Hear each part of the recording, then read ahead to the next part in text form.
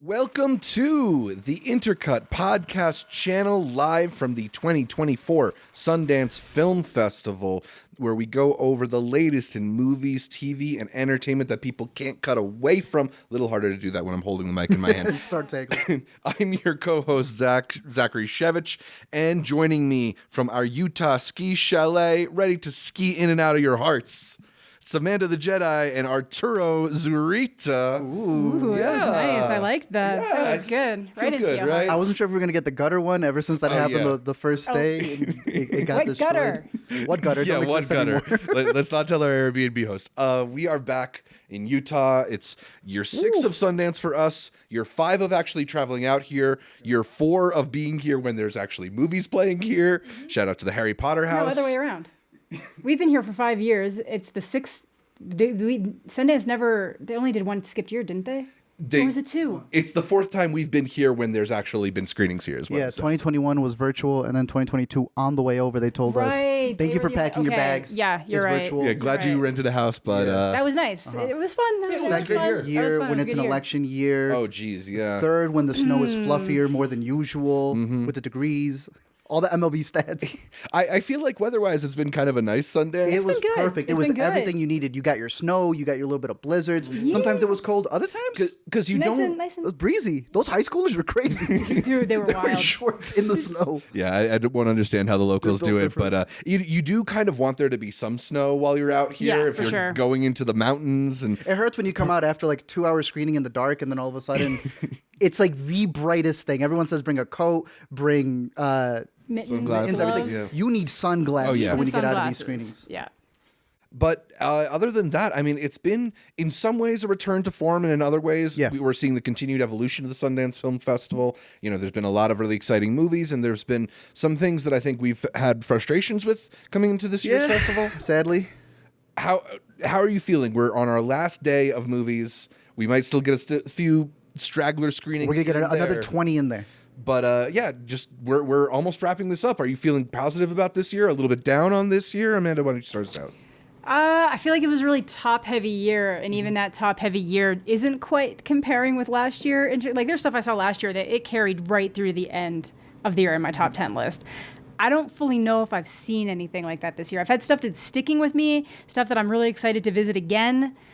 So just in terms of the movies, I do feel like it was a little bit top-heavier. I also just don't necessarily like the way that they only opened the digital up within the last 4 days of the festival. So instead of us being able to like stagger stuff in between other stuff, we're trying to fit it all in the last 4 days while trying to fit in anything that was only available in person. So that's been weird. They changed however they do the wait list. That is probably one of the biggest complaints we've seen. It does not work the same on multiple levels, Yeah. and it is just a huge nightmare. We like to attack these screenings as pairs. We like go out to screenings together Yeah. and stuff, and it just makes it that much more complicated. Everyone's in like a different place. Yeah, you can't connect your accounts anymore. Less It phones doesn't out during a screening when you're trying to, because then only one person needs only to for one the person. two. And then the other thing is it doesn't show you how many people dropped out of line in front of you. So we're now ending up with, like, after the first weekend of really bad luck with wait lists, people just aren't even showing up for the wait list when they have like 17, and they that used to be absolutely would have helpful. made it in. If a theater was like averaging 50 and you were like 70, you can keep an eye on it, and if enough people dropped, you're now in that zone. Yeah. So it's just Yeah. differences. Yeah, just a couple of things, just a couple of issues there. Then it was like glitching out a bunch, so I ended up with like 4 numbers to the same movie.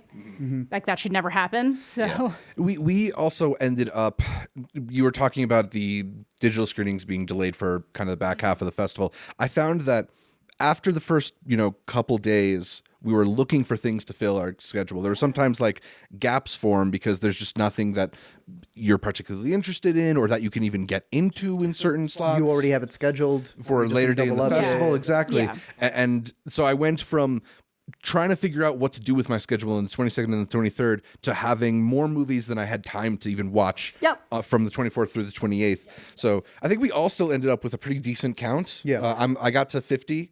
I don't know if you finalized your count or whatever. No, not but yet. I mean, we all usually end up, We all few got dozen over, at we all least. got I'm over at like 50. 40, I think. I will say on your top heavy comment, It's because we mapped it out perfectly. We did. We knew it was what gonna the be good good. stuff was It's going to true. be. That's we knew it was true. going to be good. And we knew tried for those premieres. What we were anticipating. Exactly, premieres. We knew some stuff we were anticipating that we knew was going to be a little bit slower. We also saved all the slower stuff for the end. So it's just one of those things where it's how you approach the festival. You know, if you're watching a lot of midnights, chances are you're going to be probably more scared than the people watching the U.S. docs. that's true. But I think it was still a solid year. Sure, you don't have your talk to me's, but there were some horror heroes that were pretty good. We don't have a past lives, but there's something in the U.S. competition that is going to be at my top till the end of the year. And if this is like a bad Sundance year, give me more bad Sundance years. No, for sure. Because this is Yeah, yeah, yeah. fantastic. Yeah. I don't think it's been a highlight out of the years that we've been traveling as a group, but I still think it was a really solid year. Really good movies, really good premieres, good food. It was fun. Alberto's continues to hit. Bro, I think that last bite I had last night might have been it. You done? Maybe. Too much? Just binging on it too much? It's just too much Mexican food at this point because Yeah. we started off with Red Iguana and everything. That's why I needed a burger last night, just something different. It's beef, but in a different way. Good shout out Bangkok on Maine. That was a new one for us. Yeah, Yeah. that one was pretty good. Solid time. Shout out the Tots from Napoleon's You got it behind you. somewhere there. Yeah, we still got the grease states. Yeah. Also, just talking again about the actual screenings themselves, we found with the theaters, you know, we've come enough years that we've seen them change certain theaters out, extend certain theaters.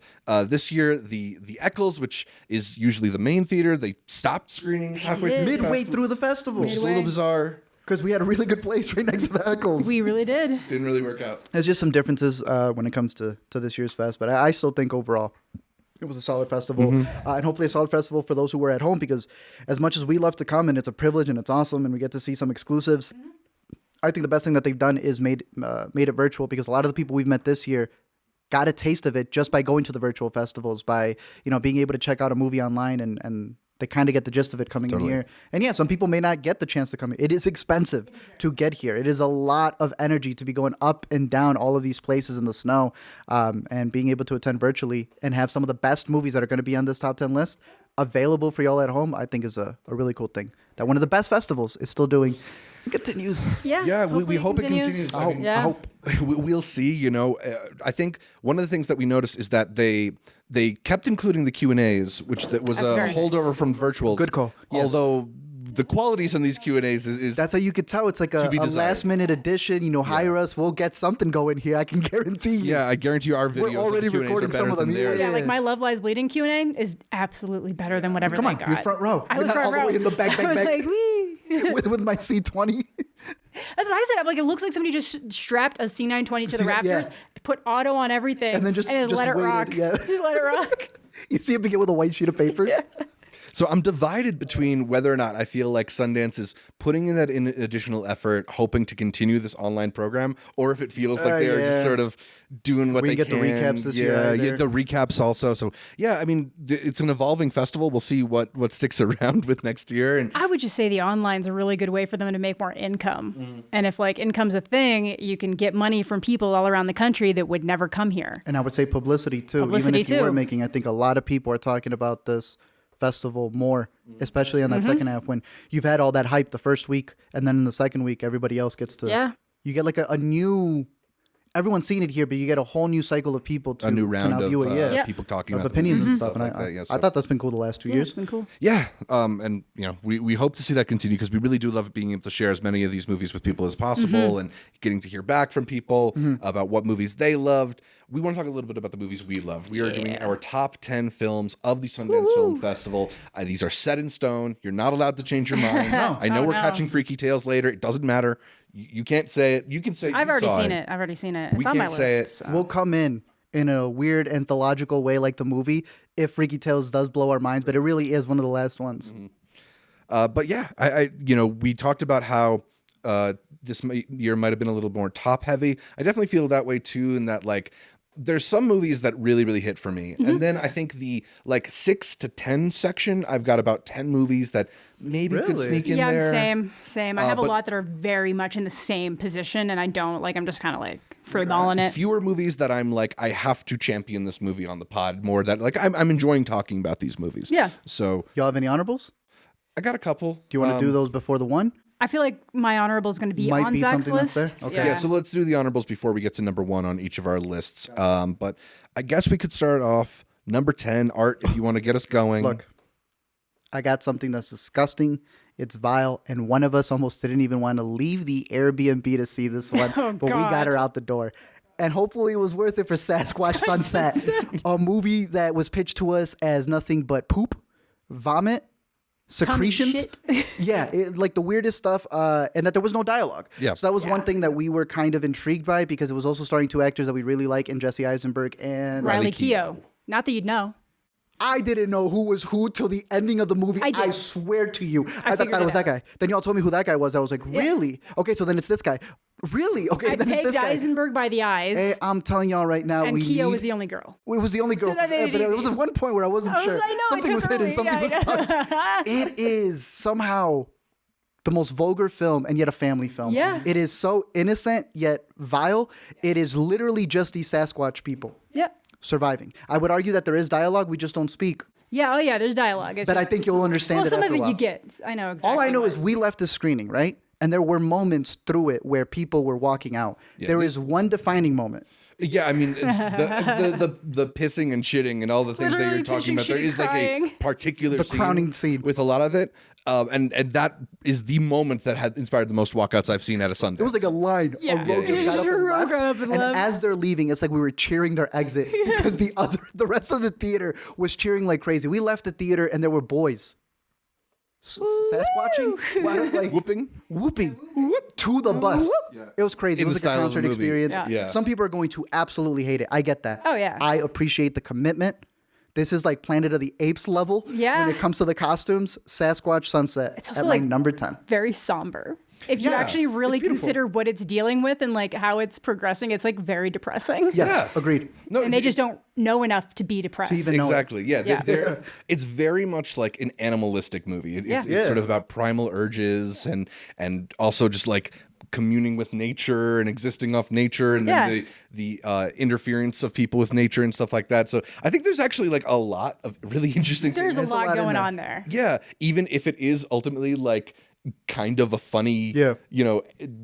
apes make weird noises type of movie. But Yeah. I really enjoyed it. I ended up having it number 8 on my list. Damn. Yeah, I mean, look, it's funny, and I also yeah. think like even the stuff that is putting a lot of people off, the like this is Jesse Eisenberg and Riley Keough pissing and shitting for 2 hours. Like I think that's really overstating it. It It's not is. that much worse than your average gross out comedy. Yeah. Like it's No. basically the bridesmaid scene, We right? got the- Like, yes. It is. But people are paying like 25, 30 after that high elevations to get here. Sure. And to them, this needs to be the biggest thing. To you and I, Sure. it's like, oh, yes, another Wednesday screening. I can get why people are walking out and why some It people makes sense. really didn't like it. But like it's also like not super absurd. It feels like in character. Yeah. Right? Yeah, exactly. It's like Animal Planet without Attenborough. Did we just know going in? Like, we knew what been to primed embrace for ourselves it. for it. Yeah. That's why I Well, now almost you didn't go. are too. It is Yeah. in our top 10, but go into it knowing what you're gonna get. And I think if you like that, you're gonna get a beautiful story. There we go. So Sasquatch Sunset, Arturo has it at number 10. I put it at number 8 on my list. For my number 10, I'm going to start us off with Between the Temples. Oh. Nice, This is the nice. new film Honorable for me. from Nathan Silver, also co-written by him and C. Mason Wells. Notably, it's Jason Schwartzman and Carol Kane starring opposite one another in sort of a like later in life Harold and Maude type of Yeah, story. yeah, for sure. It's really clever and fun as this sort of later in life coming of age movie about these two broken people who kind of fix each other in a way. He plays a cantor who's recently lost a wife. She plays also a widow who is sort of discovering her Judaism later in life. And the movie's got this really fun energy because it's a little bit prickly. They're a little bit abrasive with each other. It's not all like hugs and handshakes, but it's also got this real charm to it. They're very funny and kooky opposite each other. It's very sweet in the end. And I think the movie also builds in a really strong way. There's a dinner scene late in the movie where everything sort of just finally hits, and it's a showcase for the performances because it's got a whole collection of great performers in it Yeah. aside from Schwartzman Yeah, for sure. and Kane. I really responded to it. Yeah. I think it's just a really kind of charming indie comedy, melon comedy, or something like that. So yeah, I had a number 10. I know you got it in your honorable mentions easily. too. Yeah, it was creeping right up on there because Yes, this has my a really great honorables. ensemble. That dinner scene that you mentioned was top tier. I've never had it more like Jason Schwartzman. Shut up, Jason Schwartzman. Shut up. But that shows his range. You Oh, know? for I know sure, y'all for loved him sure. last year in Asteroid, Asteroid. and then here he's a completely different person. It's so opposite. He looked and acted his best in Yeah. Asteroid City, and this was like the schlubbiest they've ever made him look. And he was great. He was great. I love that. Pumped him full of mudslides. Yeah, they did. All those mudslides We were should have got great. some. No, good pick. Yeah. So I got Between the Temples at my number 10. Amanda, let's hear the start of your list. I'm gonna go with Freaky Tales just because I'm the only one who's seen it and I really liked it. I think it helps that a lot of the initial reviews were bad, but I do think that is a lot of like people showing up for Pedro, not really looking into the description of what the movie is or caring about what it is. This has kind of got like this it's about like the Bay Area and like around like Oakland and stuff. So it just has that very, people are wearing like Rancid shirts. You got Operation Ivy, like punk bands and stuff. So like I always really respond to that kind of stuff. But then it kind of has 3 different sections dealing with 3 different aspects of that culture and how they kind of intertwine in weird ways. So I really liked it. Like stylistically, I thought it was really fun. I can definitely see why some people wouldn't like it, but no, I thought there was a lot of really standout performances. It just kind of reminded me of something that I really, really would have loved when I was younger, like not quite an SLC punk, but like kind of in the vein in areas. I do think Pedro's section was really good. At times, it almost starts feeling like a kind of like a Kill Bill style movie at one point. Like it's fun. It's just like a really fun movie, and some people are like it's too much of other things, but no, I thought it had good vibes. I was a fan. Present? What? Is it in the present or is it like in the 90s? It's like 90s, 80s. Really? I have the date and I okay. can't remember what it is right now, but like it might be another 89. I feel like there's a lot of movies that were in Gotcha. Yeah, we 1989. have a lot in that decade. Yeah, so I think it's definitely older, not Okay. current. Yeah. Yes. I'm excited. And you're not normally somebody who responds to anthologies too. So No, but this was like an anthology where everything comes together, so it made sense. Like all of the stories connect in some way. So like you get to one thread and you're like, okay, that's this person over here now instead. So it worked and it was nice. Amanda gave us an anthological TED Talk series on why she doesn't like anthologies. It's true, I did. And it all cohesively came together at the end, and I agreed with her. So I'm excited for this one. It'll be our last showing. Hopefully. At least in theater. You'll get in. Let me know what it is. I'll get in there by the second there we anthology. go. All right. So number 10 on Amanda's list is Freaky Tales. Let's go back to Arturo for his number 9. The one documentary, if I'm not mistaken, right here. Listen, he was mistaken. Daughters would end up being the final movie that I saw from the festival, and that was after we shot this at the Airbnb. So this is post-recording art shouting out Daughters, because that's not only an incredible documentary, but it is one of the best of the fest. There was a lot of good ones, and I'm going to mention the other ones in my honorable mentions. And one I'm hoping makes y'all's list. But for me, it was one that I was very intrigued about, dealing with rap music and in particular lyrics being used against you.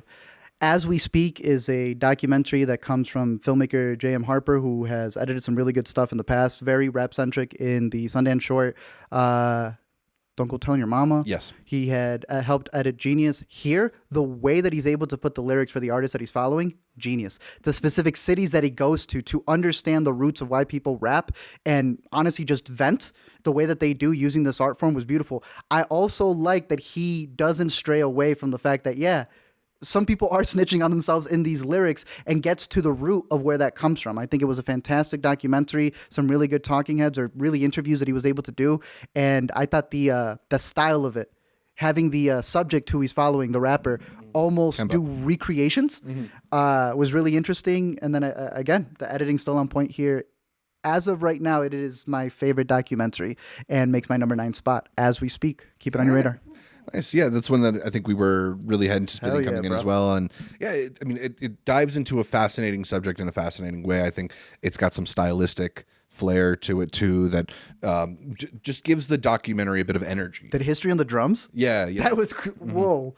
It's like, okay, so it's like, the way he was able to bring up that it's way more deep rooted than the latest rap album. It's like there's history to this and like patterns that have been throughout history. I like that as we speak, bro.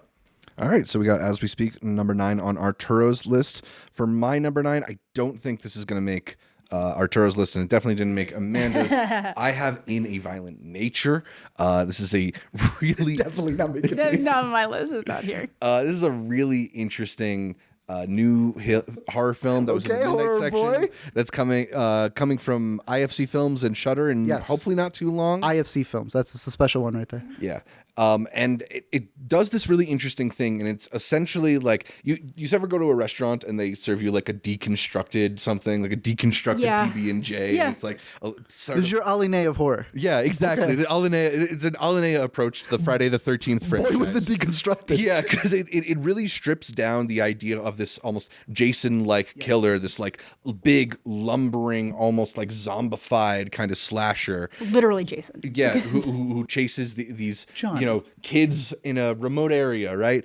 But it just sort of like strips it down to its barest details. There's lots of shots from the backs of people's heads of them walking in the style of the Gus Van Sant films, like Elephant. There's no score, no soundtrack whatsoever. It's just the sounds of nature, and the soundscape is really cool. I actually meant to tell this to you before, but during the Q&A after the movie, they mentioned the sound mixers of this film. They haven't worked in movies previously. Their previous work is in video games. That makes sense. They wanted That to makes get sense. people who are used to creating a sound loop of walking. Because I was gonna say it literally felt like playing the Friday the 13th game that's like Dead by Daylight, where Yeah, like that's somebody what you always plays. when we were coming home. That's what it felt like. There's this intro scene, like you're saying, when you're walking around with him, and as he's going through, you just hear people talking on the left side, and it feels like when you're like, Yeah. I don't want to talk to them yet in this video game. Let me go see what else there is to explore. that's That exactly is what it. this guy is doing in the video game. Yeah. Do you feel like Alright, he had that's super perfect. hearing? Huh? Do you feel like he had super hearing? I think he Came did, back yeah. from the dead. Yeah, but that's what I mean. Like that, we've seen that happen in other movies, and it didn't give them special powers. You know, like. Well, there's one. But I think the approach here from director Chris Nash is like really, really interesting. It kind of takes away a lot of the like weird bullshit in slasher movies that I don't like. The characters were dumb for reasons that the character should be, not for the reasons that the writer would make them. Right. Like they were realistically naive. Yeah. Not just like dumb slasher characters. And you never minded the pacing. No, I mean I can see a lot of people brushing up against the pacing, but for me it really worked. I think it gets you into the mood. It creates this very ominous vibe for it. And then eventually they start the killings start, and then it really starts going, and it becomes extremely creative. I think we think we can agree that it has like maybe the nastiest kill that we saw, at least in this festival. And it was all downhill from there. I think it actually was pretty solid for the rest of it. No, that's fair. Yeah. No, I know I'm in the minority. I can't remember. It's like one scene starts happening and it feels like it doesn't end. And I was like, I can't do this anymore. I almost walked out just because of that. And not because it was gross, not because I just didn't want to watch it happen. I was just kind of like, just do it. Man, I thought we were all having a great time. Do it. No, I was not. I know Amanda was like I was fucking losing it. fuming. I'm like in between the both of you. I am just so proud of you. Me too. To have seen more Midnights than anyone else in this Every group single is movie in the surprising. Midnight section. Every Yeah. single movie and some from the other sections that were horrors. So Yeah. shout out to you. I'm gonna send I'm a you. scream queen, I guess. I'm gonna send you to Fantasia for next Fantastic Fest. I agree with you that some of the slow shots here were actually kind of beautiful. The way he follows them through these woods, through like all the shrubbery, and it never gets in the way. That was the one thing I was looking at. I was like, it's gonna get in the way of the lens, and it never does. And I'm like, all right, this is a film. Yeah, like this a is film. They mapped this is it a out. little bit higher than your average Yeah. Shudder lore that's out there. And then you get that kill that you hyped up to me the moment you saw it opening night. And I was like, we'll see. But he hyped it up. And this is after watching a lot of gory stuff that he's like, meh. Yeah. Some stuff that's going to be on this list, he was like, it was okay. And I'm like, are you serious? So he comes out almost 2 o'clock in the morning, like beaming from this, like a little boy, for a horror movie. And we sit there, damn near empty. Look, Everyone made a noise. Yeah, everyone. it's Yeah, we had one a of good those things time. like if you're gonna go for it, go It's for there. it. Oh, yeah. This movie goes for It it. goes for it. I think it could be so bad that you're like Amanda and find it so slow and boring. And to me, that ending, there's a I there's a like talk that the ending, happens. oddly enough. We're It's- split there. But damn, is it worth the price of admission for that scene Yes, alone? And yes. as you told me, you'll know it because, well, one, you'll know it. Yeah, you'll but know it. you're like, it's what happens after the thumbnail. Yeah. So then you see it and you're like, wait, no, there's something extra in that thumbnail. Then he does something and I'm like, oh, there's the thumbnail. There it is. It is that kill. I can confidently say, I don't think it's, I'm not saying the movie's like Hereditary, but the way that Hereditary was that movie that I'm like, fight with me. We're going to remember this one. We have remembered it. I don't know about the whole movie, but that kill, scene, it's cemented. It's cemented. I'll say one thing that I think I really did respond to is it's just they took two kind of distinct film styles and somehow married them in a way that at least to me, didn't feel like discordant, right? Like it is really like a Gus Van Sant Friday the 13th yeah, film. it is. So people No, just- like for real. Yeah. No, it's 100% really what it is. crazy. Yeah. So I got it in a Violent Nature at number Nice. 9 on my list. I think we are going to Amanda's number 9. I think I'm going to go with one we just finally caught this morning, another doc. I'm going to go with Black Box Diaries. Yeah, great. Crazy, one. right? Yeah, just really crazy. It's this really horrible story about a woman who was, assaulted sexually, just to put it as lightly as possible for YouTube, in Japan, and has so much evidence to show what happened. Begins the doc with Yeah, it, with begins the receipts. doc with the receipts. Like, we're not waiting for the smoking gun. We start with the smoking gun. The smoking gun is Japanese government, police, headquarters not caring, basically implying that things didn't happen. Getting nitpicky over 20-minute time differences when someone had been totally inebriated beyond being able to do anything, blackout. Just insane. And this woman documenting her fight to prove what happened, and the many emotions that come around with that even if you do win in the end, you still have all these people that now can publicly judge you because you've made this such a public thing that it never actually changes what happened to you. So what does a win ultimately actually end up being? So it's just this very harrowing tale of her kind of documenting it. She wrote a book that I'm excited to check out as well. So definitely a very, very strong doc for the festival that deals with a lot just in terms of how women deal with issues, and then just how Japanese culture addresses this kind of concept, especially when it's linked to higher ups. Yeah, we watched it this morning together.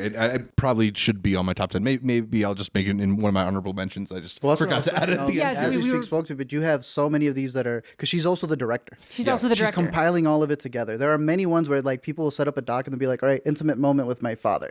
And it's I feel like your dad wouldn't react to that. But following her in here, she's got the camera set because she is her own filmmaker, and it feels more authentic because there's not a person there recording her all the time. It's her documenting herself. And there are moments in here where that one call she makes towards the end, it's you're going through the ride, through this journey, through the turmoil of, you're saying, proving what is already true to people and who, like you so said, don't care. obvious. Yeah. And does it even matter when you win, when people have already made up their minds? Yeah.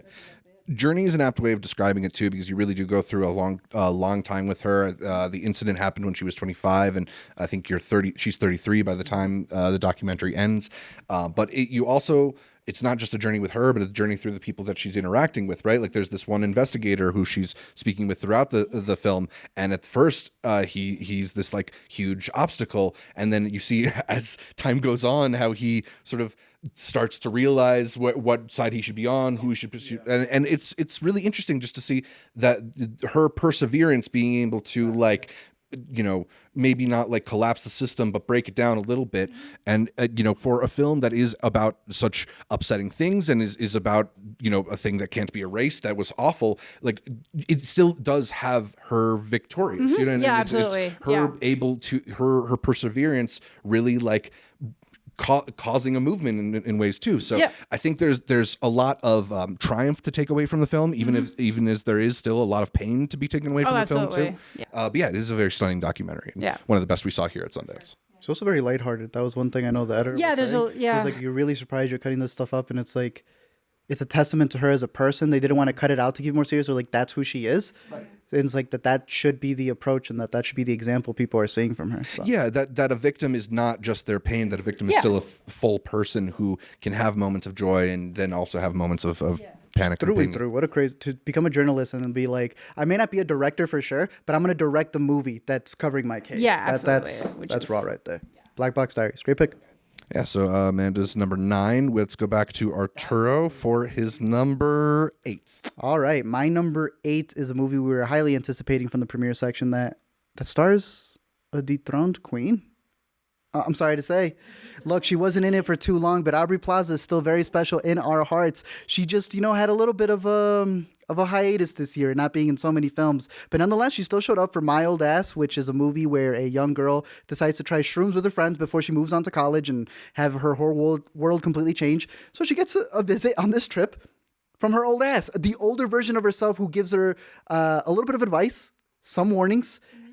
and just a lot of confusion, really, for what's already a confusing transition in this girl's life. We thought the cast was fantastic. The lead in Maisie Stella, Yes. who you had a story about how she got picked up, but this girl was funny. Yeah. So funny, and then that funny. funny leads to some really emotional scenes because of how quick she is. Yeah. It's a star-making performance. She's Yeah. like instantly leaps off of the screen, and she's opposite, like you said, Aubrey Plaza for some of this. Other people who are like experienced actors, and Yeah. I believe this is her first film role. You wouldn't be able to tell That's because insane. she's so natural and funny and charming, and you like empathize with her.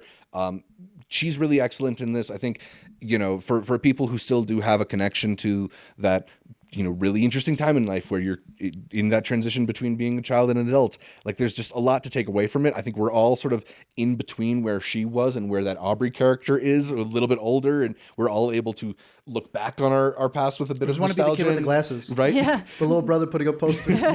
Miss those days.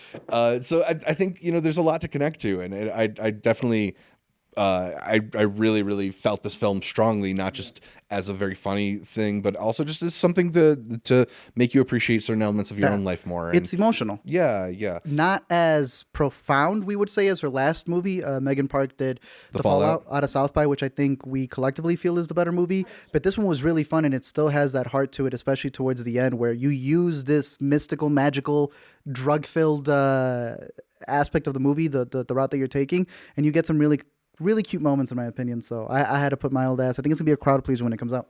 Yeah, it is. We should mention, like, more explicitly, it's a very supporting performance from Aubrey Plaza. I think That's what I'm saying. Yeah, like she's definitely going to be in the movie less than you're anticipating. Then there's scenes that she's in that she's not really in. Yeah, but then she totally facilitates like the gut punch moment. Yeah. Like the 100%. biggest gut punch moment would not hit as hard if she If she wasn't was always there. there, yeah. Oof. I had it in my honorable mentions. I liked it a okay. lot. Same. Yeah. So yeah, my old ass, that is Art's number 8. I already said my number 8, which was Sasquatch Sunset. So let's go back to Amanda for Kind her of the same number movie when you 8. look at it. I'm gonna go with a different man here. I think. Okay. Let's go. I'm gonna pop that My number in. 7. Let's do Yeah. it. My number yeah. 6. Hey, okay. All right, we can save it then. I guess. We Thanks. Can So save I guess it. it, right now. so I guess it wasn't top 5 for any. It's up there. I think this one was a really interesting look at. So it's basically stars Sebastian Stan. Mm-hmm. He was somebody who was born with a disorder that basically makes your face grow a bunch of tumors and stuff. So you end Yeah. up with a Facial deformity, yeah. facial deformity. And how he wants to be an actor, and then finds out that there's a way to kind of remove all of those tumors and not have to He goes deal under with like it. a medical procedure. It's or a some kind. a medical procedure. And then you kind of see how like the positive ways that ends up changing his life, but then something happens where he realizes that maybe he wouldn't have had to have changed anything at all, and he could still have everything he wanted. And it's all really about the confidence you have and how much that you wear it. deeply affects his life. I don't even know how to talk about this without really spoiling it. Yeah, no, but It's- it does a really interesting job of sort of like examining representation and sort of the roles that we even sometimes are willing to give ourselves, right? Because if you don't feel like you have the confidence or the model to go do something, you maybe don't. And I don't know, it has those like Hitchcockian Vertigo elements to Yeah. it that are really, really interesting. It's both like a kind of existentially torturous film in some ways, but it's also just a very funny comedy, like a darkly surprising comedy. Sebastian Stan is really, really incredible. He's great in it. We should shout out the makeup, which Unreal. to the Because I point that didn't we think thought it was a makeup. different character. Yeah. We thought it was a different another person. actor, and I'm yeah. like, that actor really got his voice down. This is Wild. incredible. Yeah. And then we get hit with "No, it was all makeup," and I go, "What?" but even there, I think the film does an interesting job of even interrogating that kind of special effects makeup too. All right, so let's like it's talk all about part that. of the plot. You and I are still split on Nathan Fielder's The Rehearsal. I mean, I'm still extremely positive on Nathan. That's what I'm saying. We're split. This is a movie that covers all that stuff that you're saying about critiquing the makeup while doing the makeup in a movie about makeup and saying this is the solution of what it should be. And I'm like, then dealing with the actor who isn't playing the actor because you need a bigger person or else you wouldn't have gotten that money. And thus he's proving it because he's made other movies where he didn't get the money. The Q&A that he had for this was like fantastic because he's literally filling in everything that's happening in the movie and kind of telling you like, yeah, this is a response to everything that I did. Anything that you'd critique this movie for, oh, Sebastian Stan shouldn't have played that.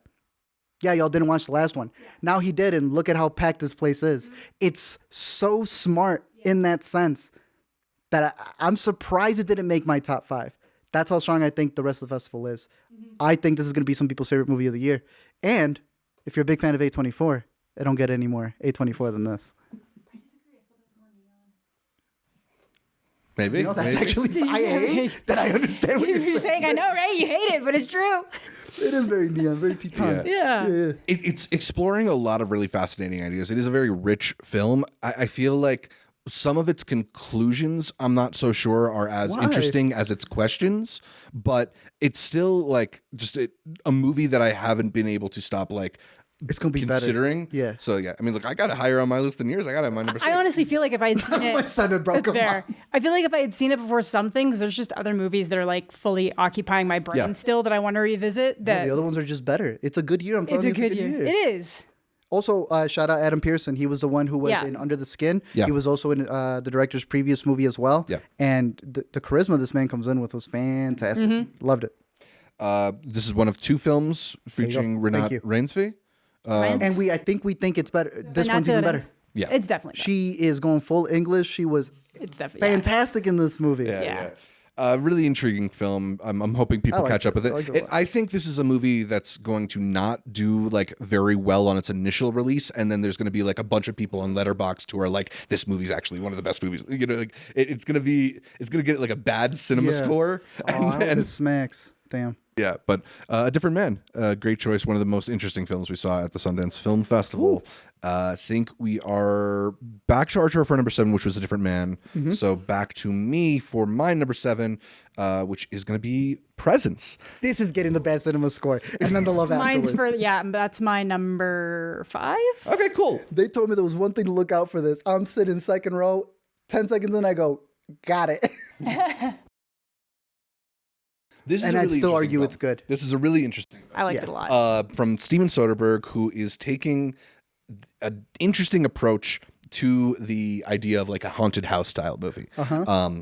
There's been a lot of films this festival that have looked at the horror genre or horror subgenres and been like, what if we change the perspective? What if it How was does that change Crazy the movie? House? Yeah. Yeah. What if from the perspective of Nick Frost's mustache? This film, particularly Presence, is really giving you like a very kind of creepy sort of haunted perspective on the story of like a presence occupying a house. It's about a family that moves into a new house and there's a spirit that's sort of sitting there watching them. And I think Soderbergh, because he is such a craftsperson, is able to craft this very unique style for the film. It's very deliberate, and it's like a style that is impossible to not notice, right? Especially if you're too close to the screen where you might get a little bit motion sick from it. But I think it really does an excellent job of sort of flipping the whole genre on its head, just sort of really changing the way in to telling a story like this, that it is through these kind of fleeting memories. It's through these like glimpses of moments rather than like scenes that kind of play out to the full extent of what you want to see. I thought it was just extremely bold and really kind of does a great job of giving you an unsettled, creepy feeling. It may not be like a boo jump scare type of horror movie. Yeah. But in terms of exploring these types of stories, it's one of my favorite sort of ghost stories I've seen in quite a while. Yeah, I thought it was really cool. It was funny. I think we were talking about energies even before watching this movie, just energies in houses and stuff like that. And it really kind of is just playing on that idea of like an energy can inhabit a space, but then also that time doesn't necessarily have to be linear, which I think there's another movie that dealt with that too, that just time is kind of going on in like this weird little thing. So it's really dealing with that. And I just thought it was so entertaining. I will say one of the characters does feel a little cringe, if I can just put it. Just I didn't the way mind he's him. Rightfully written. so, though. Yeah. He's supposed to be. He's supposed to be, Yeah. but there's also like, I feel like there's too far. I feel like there's a level that's almost too far that maybe like other characters would notice how cringe it is in the moment. I don't know, but no, but it's fair. But it's more that like for what that character's done, you can't be that cringe. You can only get away with it one time and be that cringe. I don't think you could get away with it multiple times. Maybe. Either way, that was my only thing. I don't even mind. I will say the time he was the most cringe, I kind of lost track of what he was saying because they were playing a really good song. But I knew what was coming. Like once you figure out what's coming, and there's like a line someone says earlier, and then when someone else says something else, and you put those two things together, I was just like waiting for it to play out the way I expected, and it did. And sometimes that's not satisfying, but to me, it was like I feel like I've been rewarded for paying attention to something a character said. Yeah, I don't think it made it obvious. It was there to connect the dots if you are looking for it. But I think the way the film resolves itself is actually really, really satisfying. I liked it a lot in a way that I don't know if all these like films of this style are typically satisfying. Yeah, kind of. It's hard for it to close stick the the book in landing. a really nice way. They did, yeah. Yeah. Written by David Koepp, who's done a lot of really great scripts. Jurassic Park, Spider-Man, Mission Impossible. Good screenwriter. Look, to be fair, with Jurassic Park, he had the blueprint. Yeah, well, No, you still got a No, it's true. It's Panic good. Room, It's good. Secret Window. Kimmy, more Kimmy. Soderbergh. There you go. Yeah. All right, so Presence. I got that at number 7 on my list of best 10 films from Sundance. Amanda, what's your number 7? It's my number 7. I think I'm gonna go with Didi. Hell yeah. I'm gonna go with Didi. We caught this one yesterday. Finally, it was one of the ones I was really looking forward to coming into the festival because I love a good coming of age story. And it immediately starts, and I see a Paramore poster on the wall, and I was like, oh, it's for me. And then it just kept going. I knew every single song. We saw some MySpace top 8. We saw some AOL. Just all of the vibes felt so authentic, even though I am the same age as the older sister, not him. Doesn't matter. The vibes were there. Hey, we were there in 2008. We remember. We remember 2008. It was good. It was. It felt very good. So it was one of those ones I'm like, I'm going to vibe with this even if it sucks. But then thankfully the movie itself was actually quite good, very satisfying. It's another really good one that's just kind of looking at identity and appreciating family, very similar to the My Old Ass vibe of people learning like, yeah, things can be tough, but it's good. You have to kind of realize other people's perspectives and situations too, and be more open to that and just the way we change and how we gain and lose friends. Try to find your place in the world. And then I think one of my favorite things is that I feel like in so many of these movies, when the kids meet the older kids, the older kids are always the really bad influences. In this one, the older kids were like, nah, I don't smoke weed. I don't do that. Be nice to your mom. Like, and I like that. I like that vibe where it's almost like you feel like you have to overcompensate for how young you are in a way that isn't actually necessary. And yeah, so I just thought it was really nice. Yeah, exactly. I mean, it's a great coming of age film, and I think it does a good job of, as you mentioned, it's not like the external influences are turning him bad or something. It's like you just have to grow up. You have to grow up. You just and we have all to do it. We all have to do it, you know? Yeah, and I don't know.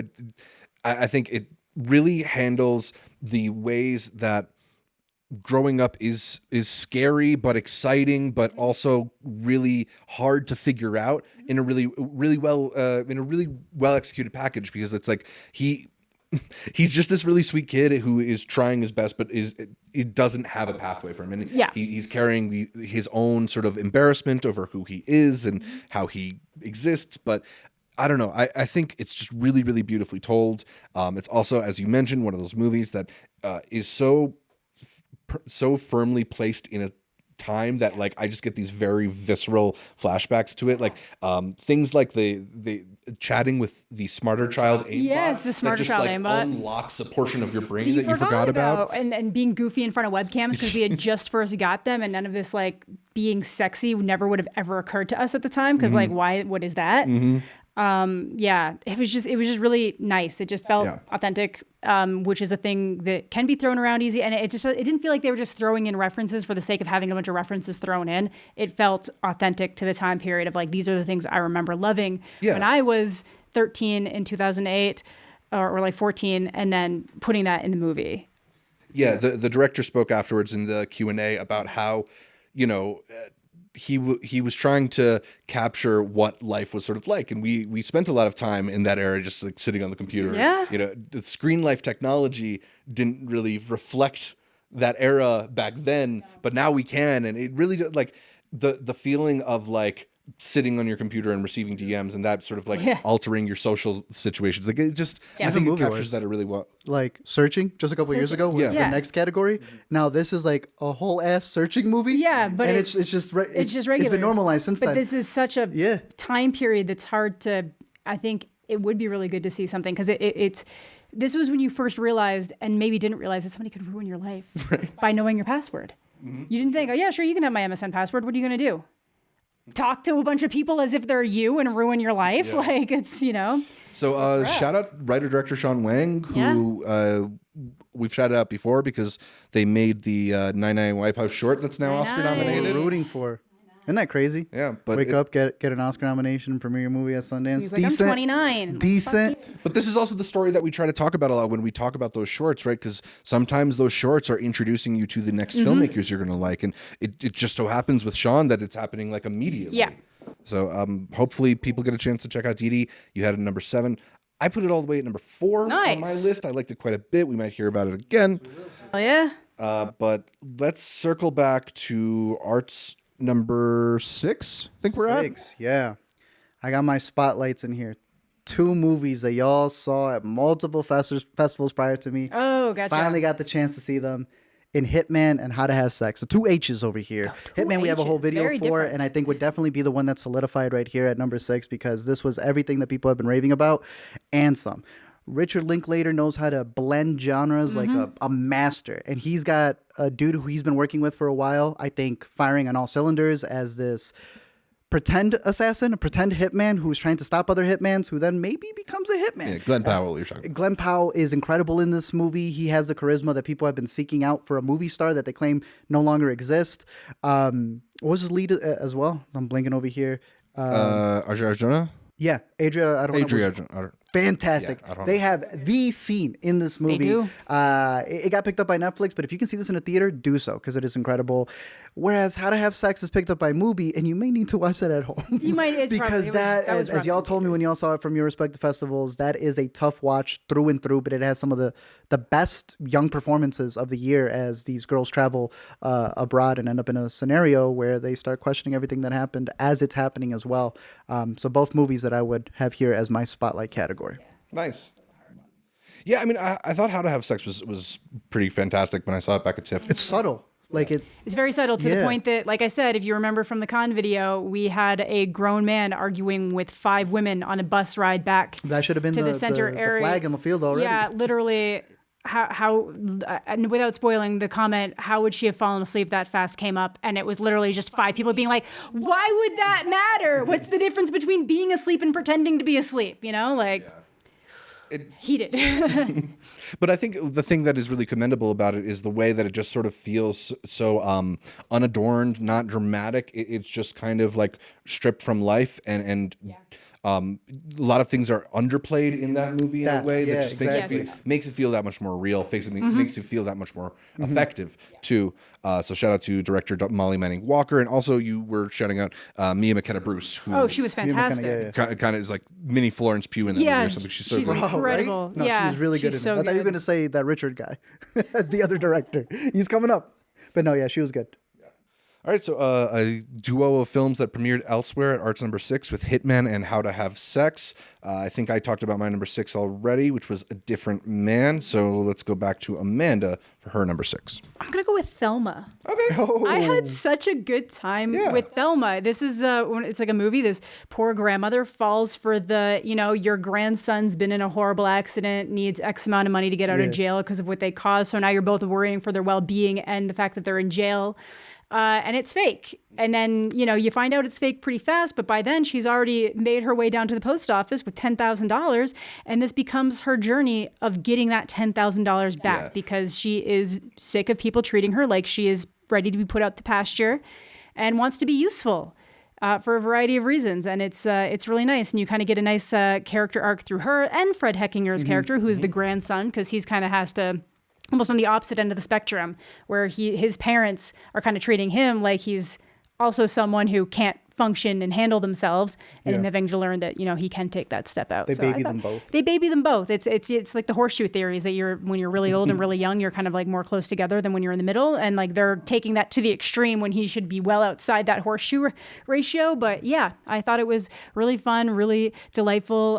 June Squibb or Joan Squibb? June, so good, so fantastic. She learned nothing from Nebraska. She learned nothing from Nebraska, and I really liked in the Q&A, the director said, watching Tom Cruise jump off a plane feels exactly like trying to watch my grandmother get on a bed. It feels like just as extreme a stunt, and I love that. And because she did her own stunt. She did her own stunt, so she's like rolling off couches and stuff. It's cool. It's it was fun. like a little corny, but I thought it was adorable. I liked it. It's basically like a parody of a Liam Neeson action movie. It is, yeah. Because it's the sort of revenge story that we've seen so many older actors do. Just this time, it's a much older actor. Yeah. So they accommodate that by making it a little bit like cute and Yeah. funny. Flips, the Yeah, walk- It's yeah. cute, yeah. It's like they treat like rolling over on the bed like it's her jumping Yes. out of the plane, right? And you it's do given that feel it. dramatic. You feel it. You're like, oh my Yeah. God, Grandma, you're gonna break your hip. That end, You know, like that ending sequence when she's ready to go all Yeah. out. I thought I thought it was raw. It's Dude, cute the whole good. movie, and then she means business. She towards means the end. business. Plus, her first leading role, which I still like, I don't get that. She's 90 something years old, and this is her first leading and executive produced role. Yeah. So shout out this guy for having a good relationship with his grandma. Yeah. So her real 104-year-old grandma. dang, Huh? that's wild. Yeah. 100 what? 104. 104? I heard you said 40, bro. 104 is still crazy. Damn. Yeah. Yeah. Did her own stunts. Thelma makes it to number 6 on Amanda's list. Art, can you slide over just a tiny bit because you're a little bit further out of shot? All right. Let's go now to Art for his number 5. We're in the top half. All right. I know this is going to come out in somebody's top as well. So we'll see who has It's What's Inside. Yeah, in I what definitely We're category. go higher. We're higher No, for sure. but that is mine at number 5, a movie that we're going to be talking about more. All right, cool. So It's What's Inside makes Art's list at number 5. My number 5 is Will and Harper. I also think that's going to be a bit No, higher. it's not. No? Honorable. I told you I got one doc that made it. Wow, okay. So Yeah. Wow. I'm surprised. That you liked it that much. why wouldn't I like it? I love Will Ferrell. Top 5? Yeah. I just didn't Oh, think you wow. that enthused. You were sick when you guys came out of it. Yeah, I was 'Cause really sick. Oh, Yeah, you were. Yeah. It was the sickest you've been. Yeah. No, I mean Will Ferrell and Harper Steele. It's in my top. It's in my top docs. Don't get it twisted. Yeah. Don't get it twisted. Will Ferrell and Harper Steele are long friends. They worked on SNL together. They worked on a bunch of movies together. Classic bits. Harper has more recently transitioned, and Harper, prior to transition, loved to go on these road trips throughout the U.S., stopping in random bars and stuff. We didn't get the not the Keystone, the Natty Light. Yeah, we did get the tried. Scorchin' Pringles though. No matter what. You had to get right? it in 15 packs. Oh, we did get the Scorchin. We got the Scorchin'. The idea was that they have not changed at all. They still like They're this trying to crappy do- beer. yeah. Yeah. Trying to do the things that they used to love, and yeah, so got me craving this was a chance for Harper to try and go on this road trip that brings her so much joy, but with Will Ferrell there is kind of like a safety buffer or like a comfort blanket Yeah. or anything like him that. to also understand. Which, Yeah. to me, this is a friendship movie through and through. That's the thing. And ultimately, what it is like it's a chance to hang out with these two friends who have been through so much together, who have this deep love of each other, are extremely funny and particularly as hell. funny opposite each other because they have this great comedic back and forth. Yeah. And it's just a really great chance to be in this friendship and experience what it's like to kind of like redefine but also strengthen those types of bonds. And I thought it was really fascinating. I mean, I don't know if it's going to be like a huge tool for trans people, but I do hope it will be a tool for cis people who Yeah. maybe don't understand that situation. Yeah, and I think that's more. Sorry, not to cut you. Sorry, I do think that's kind of more important right now. Yeah, I That mean, is a tool for trans people, no? I would say that it's more. It's the benefit. I of haven't the seen end. it, but just based on what I've heard, it just seems that it's more that it's, if you're a trans person, you've gone through this, Yeah. know these emotions. This is right, more you're to not let. learning anything new from You're not For learning the anything. people who you will interact with. Yeah. Here you go, study. Yes, it that's what I mean. because you're my it's teammate on this earth. Yeah, like- but I just mean it's not going to be a tool for a trans person to for sure, realize yeah. something but about it's themselves. still beneficial. It's beneficial. Yes. No, we're not saying it's not for beneficial. the Will Ferrell fans out there. Oh my and word! that's the thing is, and I think That's the profound part. Of it. hopefully Will Ferrell is the kind of person who kind of like cross boundaries and political leanings and stuff like that, and can maybe help get that kind of message Even for the across. haters out there who may not enjoy Will Ferrell as much Yeah. as others out there, I think even they. I don't know who would say that. I don't know. Who I don't know who would say right? 'Cause that. it's Will Ferrell. Yeah, but it's just doesn't love he's so like I don't know. Goofy that you can't take him serious. Like you just feel that there's good energy in the room. Yeah, I think he does a really good job of like both making things more comfortable and fun, but also reading the moment. And it's not just like him constantly goofing off. It's also he's able to have these real conversations. And when he can't de-escalate something, that's where you go, wait. It's making Will Ferrell uncomfortable. Yeah. And that's like, I think a really big part of the documentary as well. Yeah, it's also just this an opportunity to showcase some other funny people, and they have all these very funny friends who they meet along the trip or call up and stuff like that. And look, if you just are a fan of comedy films that have come out for the past 20 years, there's probably going to be a few people who show up that you love. The way they do montages is so sick. Yeah. They'll be like, oh, and by the way, this was our time in SNL. And they won't even like, they'll just hit a cowbell. And I'm like, oh, you're not. Any other documentary would have been like, do you remember how big this sketch was? Yeah. They just ring the cowbell and they move on to the next thing. And I'm like, Good. bruh, y'all have so much history together. It's not even funny. But let's be serious. I understand this could be a tool. I understand it could be a lot of things. But this might win Best Original Song at the Oscars. It's got the best song we heard at Sundance. Because some people were crying throughout the movie. But what got me was the outro song during the credits. People were leaving. I'm like, no, this song. We were promised something. And that song hits. It's really good. keep talking about it. I figured out who co-wrote the song with her. Do you know this? Oh, Please tell me you know it. 'Cause I can't don't remember actually if off the top of my head. I'll try to figure it out, but Yeah. that was funny. I have it in my notes, I think. There you go. Well, we'll just cut this part down. It is the son of somebody big, is all I know, who wrote it with this comedian. The son of like a really major person. I'm like, you right? No, please no. I think it's another actor. I have no idea who he's going to say. I have no idea who he's gonna say. Who wrote the song from Hunter Harper? Biden. Hunter Biden. It's the son of one Batman. Sean Douglas is his name. It's Michael Keaton's son. I had no idea. Michael Keaton has a kid. Michael Keaton has a child who has made like top 40 hits. What? And yeah, he writes the song with the comedian in this movie. It's literally like the last thing that plays in the film. It's the best part of it. What's one of his top 40 hits? I don't. Hold on. You gotta come with the receipts, man. I mean, I knew Michael Keaton was like a funny guy, but I didn't know his given- prodigies or Yeah. Given birth to like some really big people. This man's got TED Talks. This man's a multi-platinum songwriter. Wow. I see right here he did Call of Duty Black Ops 3. So right off the bat, Hey. That's my favorite song. He's done stuff for Thomas Rhett, Plug-in Stereo. I guess a lot of country. He's writing for himself as well, but I see an Oscar nomination in his future for this little jingle, personally. I hope so. It's really delightful. I'd love to see them perform it at the Oh, Oscars. he's done Akon, Demi Lovato. Selena Gomez. Yeah, Demi. Like David Guetta. He's been out there. Normani, who's also in the festival as well. None of those have been as good as the one that he has for this movie. All right, so Will and Harper, I had it at my number 5. Art, you had it in your honorable mentions. Yep. And Top doc for sure. And Amanda hates Will Ferrell. So Amanda, what's your number 5 favorite film at a Sundance? I had Presents, so we already talked Okay, about cool. it. We already talked about it. Yeah, we did. Steven Soderbergh. Yeah. Cool win. We like All right, it. so let's go back to Arturo for his number 4. My number 4 is Exhibiting Forgiveness. One of the longer dramas in the U.S. competition, but one that comes from a director who I thought did a fascinating short film in Shut Up and Paint, I want to say, where he was discussing the idea of art. Which he is himself an artist. He even uses his paintings in the movie, which I really appreciate because many times it's like, oh, this great artist, and they won't show you the Yeah. painting because they know people at home might think it sucks. Yep. The balls to go all in and show you this work that he's done for his own movie. And even more than that, one of the things that's really a pleasure in movies like about a songwriter, for example, is where they show you a bit of the song and then you see the song progress and it's like, oh, you see it come together and it feels that much better. Yeah. They do a little bit of that with the paintings in this movie too. Oh, they take you all the way back to like where that memory came from, what instigated it, what was he feeling at that point in time. There's this one with a lawnmower. I mean, it's just deep stuff. The acting performances just all around. I think it's one of the best ensembles. You've got Andre Holland, you got Andra Day, you have John Earl Jelks as his father. Ingenue Ellis is one of my favorite performances, not of just last year, but even coming out of this fest playing his mother. Right at the beginning, he had said that this was not a movie about trauma as much as it was a movie about healing. We have a lot of movies where it's like recognizing the trauma and then wallowing with it or giving you an out where anybody watching the movie is like, okay, glad I helped for them, but not for me.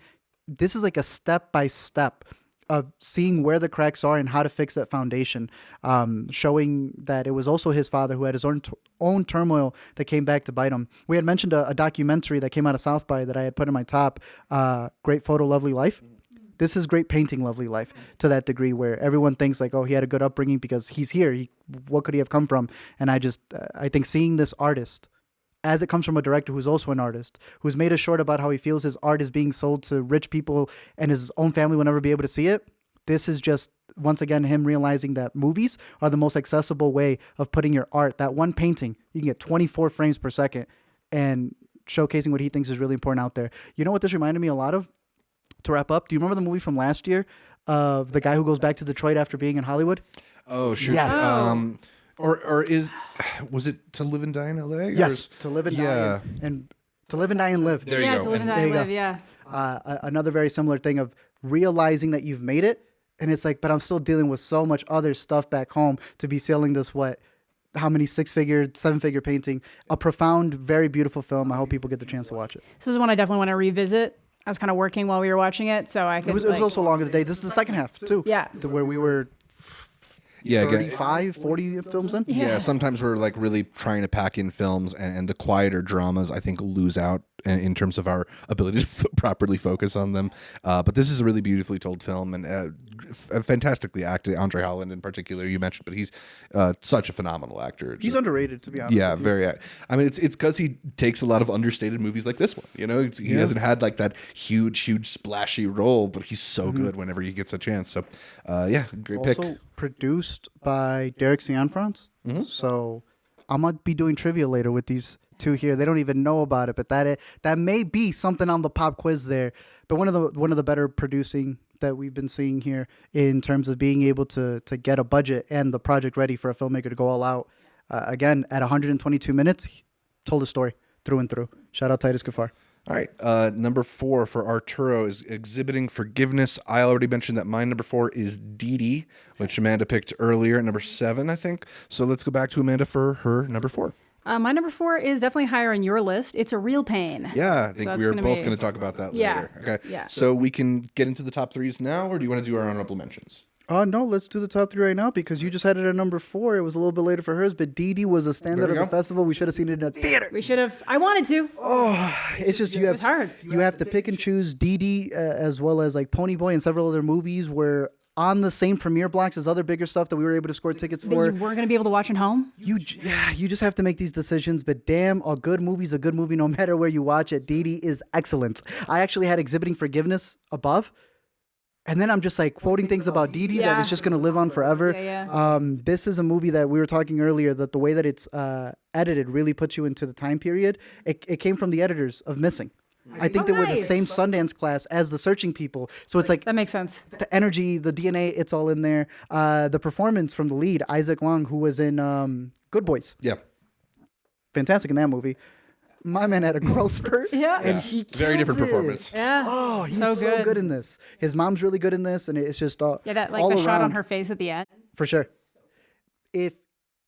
If you can't like mid-90s, I present to you the alternative option, and it may even be better. Mid-2000s. Yeah, I think it's better than mid-90s. I I think think it's better than the mid 90s. Yeah, but it's got the DNA. You get what I mean? Oh, yeah, Like, no, The it DNA. definitely has the DNA. No, this one through and through. I'm gonna like it more and more every time I watch it. It is my top 5, we top go. 3. Yeah, your top Didi 3. easily. So I don't know if you had something else to say, but I know you were talking about it with Amanda. But this was one I was anticipating a lot, and I'm really happy for this director's future. Yeah, no, same. I'm just I'm glad we got to catch it because it is one of those films. You know, you watch a lot of films at Sundance, and sometimes you have to sit with them and see what they're about and see what they're trying to do and figure out whether or not you like it. This is one where it just like Instantly. straight out of the gate. It's like, Yeah. This is a contagious movie. You just can't deny it. I said freaking I haven't cussed since the 8th grade was a hilarious line. Lots of good stuff. Buttery Buttery. said in a movie was great. Particularly the context of it. Yeah. And then just seeing Skate old terms. YouTube. Yeah, old YouTube's And a decision that needs used to well. be made with old YouTube as well. And that's what it is. It's not just the look of it, the feel of it, but then a decision needs to happen narratively for the character. And all of us as YouTubers go, that wasn't a possible option back in the day. It fully fits for this period. Stand out, knocked it out of the park. Dude, don't talk to your mom like that. It was so An out quote good. right there. Yeah, don't talk to your mom like that. I love that. All right, so Didi makes all 3 of our lists, but it's Arturo's number 3. Just know, Yo All would make my top 5 on MySpace. Thank you. Top 8. I never had a MySpace. I can tell. Yeah. And I just thought he said he valued us Top more than that bottom 8. 3. I took that as like he valued us even more. That's cool. Yeah. I mean, it is more like the top 4. Like It that's is. kind of the primo spot. Yeah, you want Whatever the I primo. meant, that's exactly what I was going for. Thank you. So- My number 3 is going to be hard pivot to Daughters. Okay, so there we go. Yeah, that to me is the standout documentary of the festival. It is a film that chronicles a daddy-daughter dance at a correctional facility in a prison, and it's just this really remarkable showcase of what these families are going through, right? Because they've been separated, and they are not, these young girls in particular are not able to have regular visits with their father. And what the program seeks to do is sort of create a space where they can have this sort of normal interaction, right? Like for 6 hours, it doesn't feel like they're behind bars. It feels like they're at like a elementary school dance or something like that. And it's just so beautifully told in the way that it's able to articulate the strain that this has on all these different families and all these young children. I think there's certain elements that they do, like are not telling you specifically what the fathers are in jail for or in prison for, which I think it just does a really great job of centering the documentary in a space that is more productive for the things it's trying to talk about, right? Because The title, it's really, really not about like what these guys did to get to this place. It's that they're in this situation. How can we address these situations, and how can we address it so that these children are as accommodated as possible, are not as traumatized? And I don't know, I thought it's a film that has so much empathy. It also like really introduces you into these like really incredible people, like just particularly hearing from the young girls who have lived and experienced so much despite their age because of their circumstances. It's really incredible. And it's also a film that, rather than just centering on this one interesting moment, it takes the time to really put in the work with its characters and guide you not only into the lead up, but also the off ramp and the results of what this whole program has. And I thought it was just like a very stunning piece of documentary filmmaking. I cried a lot at it. I think a lot of people cried a lot at it, considering that it ended up winning the Festival Favorite Award at Sundance. And the doc one too. So that's a big heavy hitter, because I think last year we had said it went to Radical. Yep. Yeah. I'm blinking on a couple Navalny. of but Navalny. yeah, it's usually like a big one. A splashier movie for sure. Yeah. But this is just one that is really, really effective, and I can't imagine being like not unmoved by this story. Yeah, absolutely. Yeah. So I got Daughters at number 3 on my list. Let's go to Amanda's number 3. Yeah, we're going for another big old shift here. We're going to go I Saw the TV Glow. Okay. Number 2. Number 2? Nice. Let's talk about it now then. Yeah. This is just that movie that we haven't been able to stop thinking about. The more I thought about this movie, the less I liked another movie, Love Me. There's just so much to chew on with this that I'm so excited to visit it again. Like, it's my number one thing that I like desperately want to see again. Just with how it's just so cool. It is very much kind of this trans experience story without being overtly the trans experience story. I feel like there's a lot of different ways you could apply this to your life if you need it, but it really is just that horror of not living your authentic life and what happens 40 years down the line when you realize you haven't. And like, it's the genuine horror of that. And some of the scenes are so horrific, are so gut-wrenching, are so heartbreaking. But then it has so much style with this television show that they create for it, The Pink Opaque. And how it's like years later, they realize like, I shifted what I thought this show was to fit my life more, and now I'm going back and watching it later, and it's not the same at all. It's the way that like nostalgia kind of tints your memories, and you're become a different person as you age. So the things that perhaps meant so much to you in your youth are not the same as when you first visited them. I think it's really intelligent about the ways that it handles both media and our relationship to media, and the ways that we kind of invest a lot of ourselves and our self-identity into media. It's, as you mentioned, like a visually stunning film. There's a lot of imagery that is like hard to forget about in a great way. Could have been in the next category. Yeah, like could have been the next category. Fits where it is. Fits where it is. I think, yeah, I mean, it's a really, really hard to shake movie for It sure. is, yeah. And I ultimately left it off of my top 10 partially because I knew the two of you would handle it, but like it's also just undeniably going to be one of the stories of this year's Sundance. When we talk about 2024, 10 years from now, it's going to be the year that I Saw the TV Go premiered. And, it's a movie that I think people are hungry for, but I think the people who are hungriest for it are going to feel satiated by it. Absolutely. Easily. Yeah, if you're a fan of Jane's previous work, you're really going to like this one. It's not going to be like a mainstream hit, but I think more people will like it than the those who like We're all going World to the Fair. World's Fair. Yeah. In particular, just because of the way that it looks. This was shot by a cinematographer who did 1001. Worked magic in that movie. This has some of the best cinematography easily. It has a shining performance from Justice Smith. Justice Smith. Kills it. Yep. They do well also, but Justice has this one scene. That's what I mean. That one scene where it's like you realize the full horror of what's happened and what you're kind of like experiencing is like, what the fuck? A24 is going to give it a full release. Yep. And having seen this in theaters, you need that for the music in particular. Yeah, it's so good. It just comes in right in time. And I know that for a lot of people, this isn't going to be like a Saturday night movie. Maybe it's a little too much for some people. I think once you see the trailer, you will know that. And as long as you're prepped for that, like someone going in to watch a David Lynch movie going like, what the heck is it?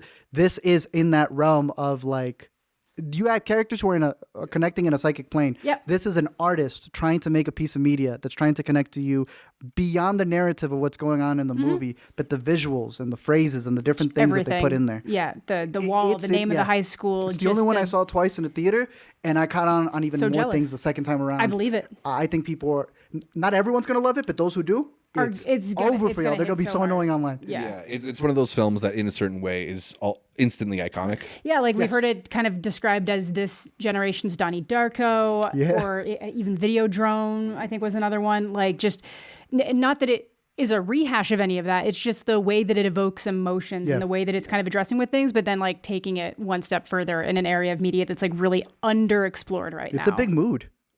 The whole thing is a big mood. And I'd say it's like down low. That cathartic feeling that we got in down low. Without all of the funny. And there's still some funny in there, but it is like the most dreary, just stylistic. Like there is a soda machine that they said they imported for that one scene. So, second time I'm watching it, I'm like, oh, this is a painting. Because you got one character over here besides one certain machine, and you shipped this machine. It's also funny knowing what the machine is. Yeah. It's just details like that I respect a lot. So I think the people have been anticipating this. It's going to deliver. You got one of your favorite movies of the year. Yeah, it's going to be a movie that inspires a lot of 1-star and half-star letterbox reactions. Absolutely. But probably just as many, if not more, 5-star. And that's the important part. Yeah. Willing to make a movie like that. That's what I mean. That's what we've been saying. It's sorry, not to we've been looking for movies that have like a clear, consistent vision. Swing. And take the swing. This does it, and it actually connects really well. And especially doing what we do, where we try to watch, several dozen movies within a week here at Sundance.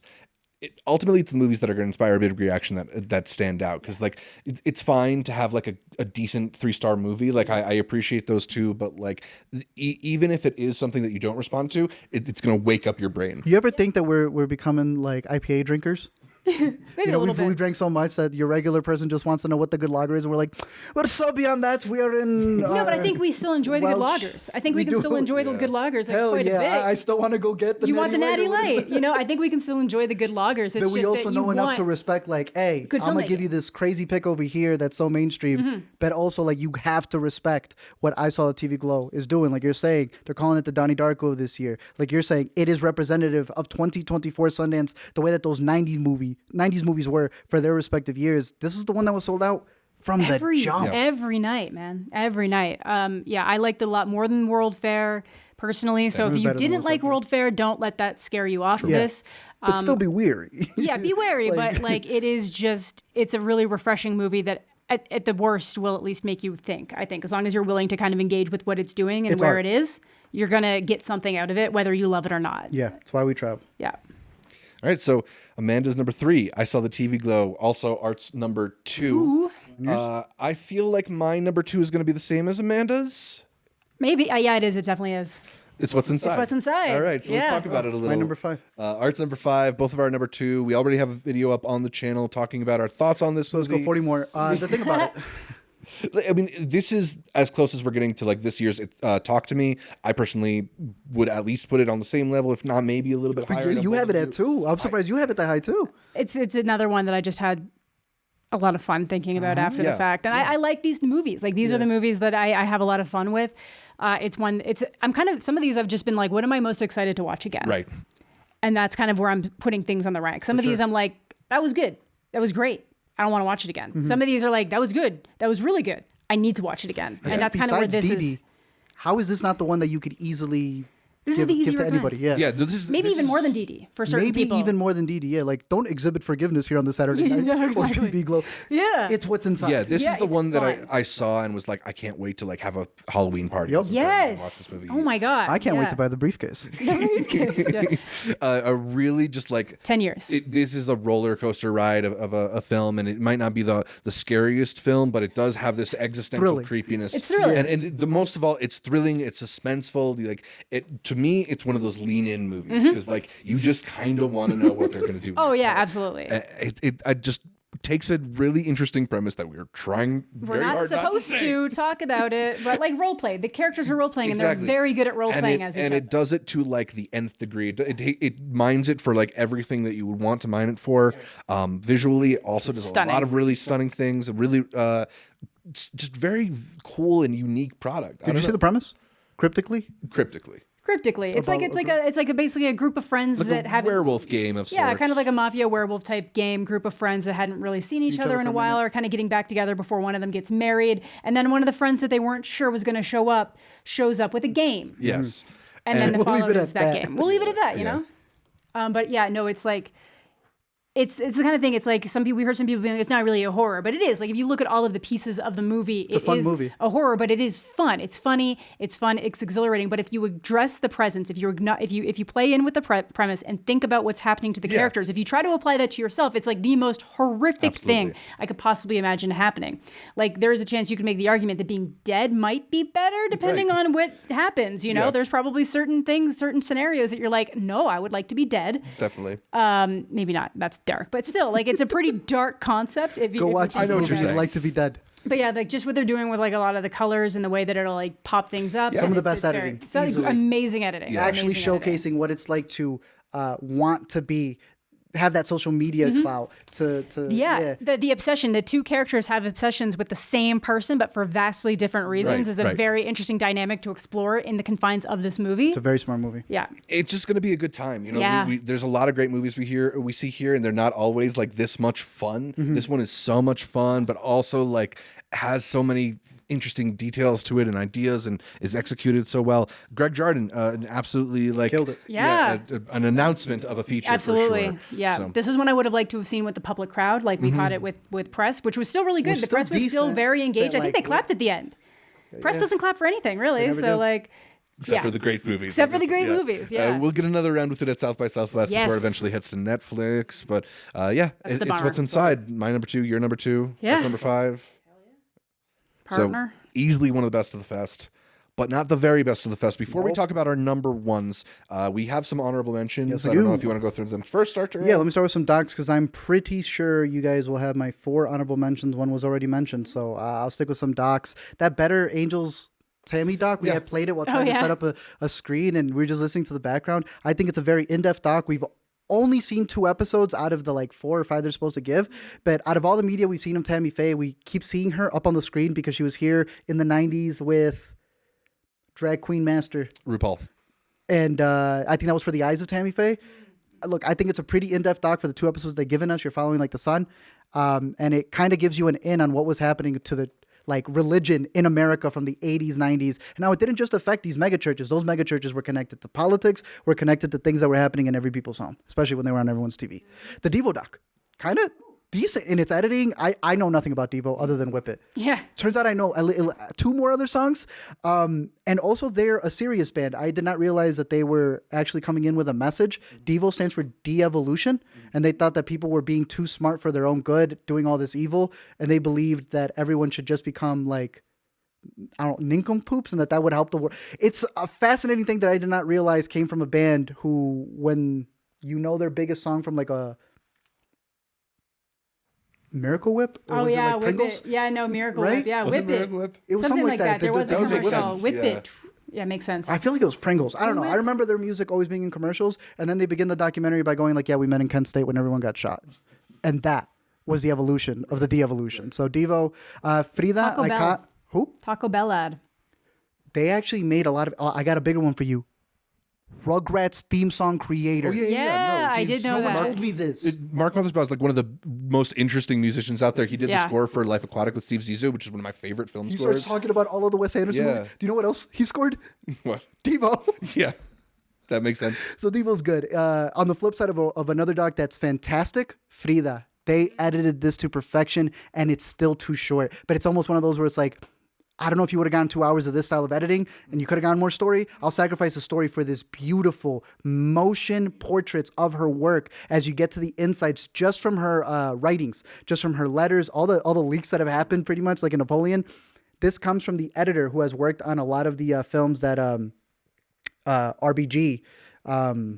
I'm looking at some of the other ones that these two filmmakers have made, but they were producers on this movie.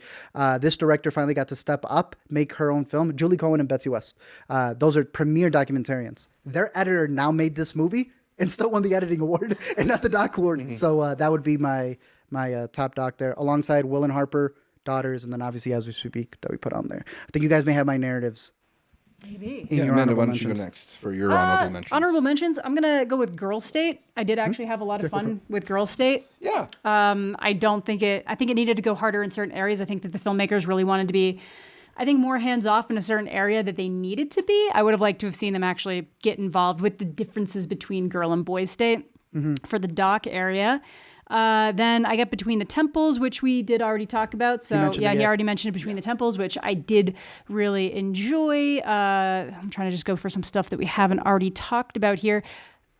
Your Monster was another one that was kind of like dancing with my top 10 just because of how much fun I had with it. I think it's just this like really kind of cute story. I do think it does something smart at the end. For some reason, I feel like I'm seeing people not catching on what actually happened. I love what happens at the end. The end. The end is really good. The end really sells it. It's very fun. We saw it with a very engaged crowd at the library, which seemed to be the place to be for those rowdy venue of Sundance. The rowdy, I don't know what they put in the stairs up to the library. Yeah. It's just the lack of oxygen up there. No, I legitimately think it's not the premiere showings. It's the secondary, third, fourth showings that all of the stuffy rich people are gone. The people that were able to just snap up those tickets immediately and maybe not appreciate the movies that they're buying tickets to and are the middle gone. class poor people come in. And now you get all the people who are here for what it is. They know what the premise is. They're down. They're engaging. They're ready for it. Yeah. So like we got boos when she's like kissing someone we don't want her to kiss. We got cheers when it was exciting. On the bus ride, people were naming who told them not to come to the movie. Like, there were vendettas out of this. Yeah, they had their literally, own monsters. Literally. I was like, y'all taking this a little too far. It's cute though. It's cute. I liked it a lot. Then Kneecap is another one that was kind of dancing with my top 10 as well. Same with me. Very fun movie about a real life Irish rap group called Kneecap, who most interestingly actually record a lot of their songs in the original Irish language, or I guess it would be like Gaelic or whatever, but very cool. And then it's kind of have this whole side story about like preserving that Irish language and what kind of freedom comes from preserving an indigenous language. It's got a little bit of that John Carney movie musical vibe, where it is sort of this like scrappy drama about little Flora and Son. People who are a little bit down on their luck but turn to music to kind of build their lives back up, and then it'll sort of, in the process of writing or performing their music, it'll be them breaking out into kind of a music video sequence or something like that. It's got maybe a little bit of a harder edge than some of those movies too, because they are, these like partiers. And they did get pulled into actual political issues. Exactly, like they were actually seen as like this huge controversial issue. Yeah, exactly. One of them's like a teacher. Yeah, one of them's a teacher. Yeah. Yeah, but it's also like dealing with the whole idea of like the occupation of Northern Ireland or the North of Ireland and stuff like that. So I think there's a lot of really cool stuff in it, but it's also the music is fun and the performances are really good, even though they're using the actual members of Kneecap to act in this film. I think they're all really good. It's better than when Clint Eastwood did it with the soldiers. Yeah, exactly. Yeah, it works a lot it was better. really good.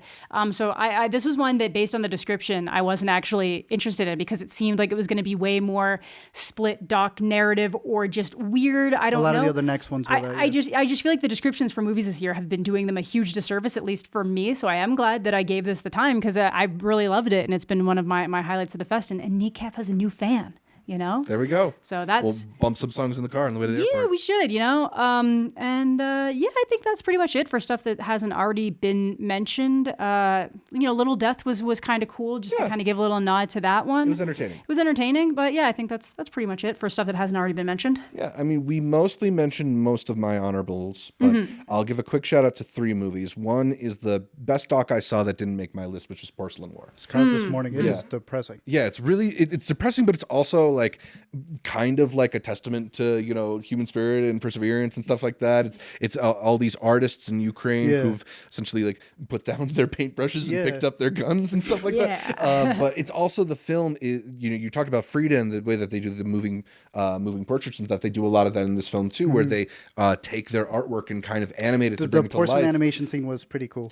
They also have the movies packed with all this like Ukrainian music too, which is really riveting and kind of helps set the mood in a way that's not like too downtrodden. It's more like there's a spirit to it. There's a celebration quality to it too. So I really appreciated it. It does like tackle the war, but it also does it in a very human way. U.S. Yeah, produced in the U.S. Even though it's, I thought it was. I keep checking it for the world. It's the U.S. I'm like, which one is it in? It feels. Usually we get the Ukrainian films in the world category, but also all the footage being shot by the subjects and like you're saying, them being artists was a very interesting thing because this is showing you a lot of the people who stayed. So like you're saying, they're like literally becoming soldiers just because that's the outfit you got to wear going out, and they'll just be like walking your dog with missiles on the ground. Is an insane shot to showcase in a movie. Absolutely. Yeah, it's one of those films where you're watching and you're like, please don't blow up. Please don't about to show me a dead body. And again, we've seen so many Ukrainian movies, but in the rear was them leaving. We have seen other ones where people got attacked. This is like the people who are now living there. Like this is what it's like to survive here. Some people left, some people are gone, some people are fighting. We're trying to survive. And that's pretty profound. Yeah, so Porcelain War, I would want to give a quick shout out to Ghostlight. Thank you. Very first film we saw here at Sundance. Yeah, that's another good one. Yeah. I think it's just a really sweet movie, one that has these interesting ideas about grief and about processing pain through art, and also just like the world of community theater. And I think it's all handled really, really, really like a true indie movie. Yeah, that's what it really felt like. It was a strong start. It reminded me a lot of the sort of like low-key dramas in like the early 2000s that would break through whether it's like I don't know, stuff like Junebug or stuff like even something more elevated that's like I don't know. It feels like it could star Steve Carell in an alternate reality. Yeah, no, for real. Too. Yeah, because it's just got this charming quality to it too, and it actually one of the few films that is like about grief that I think has something unique and interesting to say about it that I've seen recently. And that meta layer. Where the lead actor is acting opposite his actual wife and his actual daughter in the film, playing his actual wife and actual daughter. And hopefully it's not true, but I mean, they said it really connected to them. So knowing how like dark the storyline is, I could definitely see this as it being a full circle thing about how he learns from art in a movie where the actors are learning from art as well. From Chicago too, so shout out the family. There you go. And my last honorable mention, I'll give a quick shout to Stress Positions. That would have been one. Theta Hamill, I believe, is her director, writer, editor, and star of this film, alongside John Early, who we like a lot and is incredible in this film as like a guy just sort of spinning out of control in the height of like COVID paranoia and stuff like that. This is a film that's set in 2020, shortly after the breakout of the pandemic, and I think really captures that time and that uncertainty, especially the dynamics between people who have different levels of precaution towards the pandemic. I think it gets across really, really well, but it also just feels very lived in, feels very New York, feels very real to this community. I think it's a movie that's very dense. There's like voiceover and different characters coming in and out, and it feels chaotic the way that I think a lot of their lives probably feel chaotic within the context of this film. It's one that I want to revisit because there is just so much going on, but it made me laugh a lot. I felt like I'd seen aspects of people that I don't normally see portrayed in films in this one. So yeah, Stress Positions, it's definitely a good one. With all the terrible things that they say, but how brutally honest they're willing to be about not knowing something. It's very hard to recommend this one, but like we want to rewatch it. So it's like, how do I not recommend a movie that we want to waste time rewatching? Exactly. There's a lot of really good jokes in this. He is fantastic in his physical performance. It's a difficult one to recommend, but it's there. Yeah. And once there's a trailer out, if you're willing to give it the time, give it the time, because there's some jokes we've been repeating. Definitely. Good pick. Amanda, no loving, lying, or bleeding?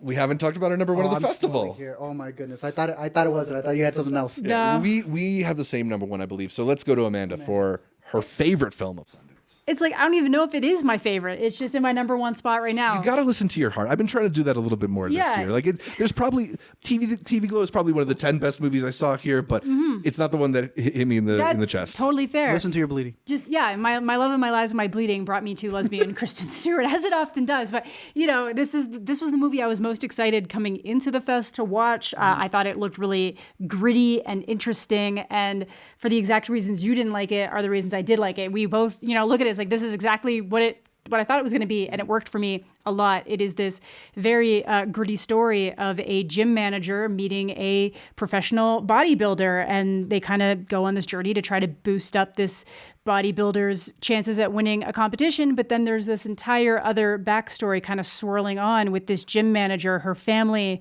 and how they kind of all get swirled in together. And I thought it was kind of interesting how it was addressed. Like, I think you watch the trailer and you might think it's one thing, or it's just like, oh, you're just getting pulled back into the criminal life. You can't get away from it. But it's really not that. It kind of goes to very extensive levels, and it's ultimately all for love. There are some amazing, not even necessarily love of these two characters, just love of a family, love of people in your family, which I really like. Love of what you do. And I just really like how it plays out. I think the Kristen Stewart performance in particular is fantastic. We've been talking about it a bunch. There's some reactions, some comments, some dialogue that are just like so obviously her and authentic. They feel real. It doesn't feel like somebody even tried to script that moment. It's just a genuine reaction. It's so good. And I think it's just little moments like that make it fun. I was at the premiere. I was in the front row. The whole experience was really good for me. As someone who didn't love Saint Maud, I think that this is a step in a direction that I prefer out of Rose Glass. Very excited to see what comes next. And I just think everybody in this movie was really firing on all cylinders, whether it's Katie O'Brien, Dave Franco, Ed Harris, even Jenna Malone. Ed Harris was great. Jenna Malone, too. She's in too. As well. So really, really strong performances all around. I really just love the gritty kind of late 80s, kind of verging into the 90s vibe that this has around everything. So yeah, big fan. Just watch out for the context clues, and not everything has to be taken like fully literally all the time. But yeah, it was fun. I had fun. You also were a fan of Love Lies Bleeding. We talked about this. I had that. Yeah, we have a whole video on it. I had that as my honorable. I think it's a solid movie. I think it's gonna have a little bit of a splash. It's gonna hit with the people that it's gonna hit with. Yeah. It's perfectly shot. I think it's a good follow-up for her. Very good. Yeah. Like y'all been saying the whole time, sophomore year for a lot of these directors. So. Yep. Sophomore step up. Speaking of, the best sophomore jump of them all. Truly. Let's talk about my number one, your number one. The world's, the people's my number 4. Really, even though I lost. Yeah, it is the Waldo Screenwriter Award. Oh! Waldo Salt. There you go. Yeah. Shout out to Waldo Salt. My homie. But yeah, the Sundance Award winner for Best Screenplay, or at least in the U.S. Dramatic section of the Special Jury Prize. And in our hearts. We're talking about A Real Pain, the second film, written and directed by Jesse Yes, Eisenberg. sir. He stars in this one, sir. unlike his last one. Stars opposite Kieran Culkin as a pair of cousins who, after their grandmother dies, travel to Poland to go visit where she used to live and go on a Holocaust tour. And it ends up being this really profound look at the ways that different people carry trauma and how different people react to their own hurt. And I think it's just something that is immensely relatable, even if you don't necessarily relate distinctly to these two characters or their story. It's a film that is just incredibly empathetic in the way that it portrays all the people contained within its story. I found a lot of it just incredibly profound in the way that it's trying to elicit this empathy, and thoughtful in its approach. It's also very funny, kind of catches you off guard sometimes, but you have two incredibly gifted comedians who have great timing, and their fluidity with each other, just they bring in a whole dynamic that feels like they have been cousins for a whole lifetime. The way that they just sort of shift easily between where we have to be serious to each other, we have to talk about something that's real, or we throw in a joke here and we just sort of cut the tension. It just lived in a way that I think anybody can relate to those types of relationships. For me, it's the best film that I've seen about cousins. We talked about this again at a longer video that's on our channel already. So if you want to hear us talk about For a Real Pain extensively, you can do that. But Art, why do you have it at number 1 for your films from Sundance 2024. I think it fires on all cylinders. Looking at what we're about to do with the awards, I mean, it's got the best screenplay.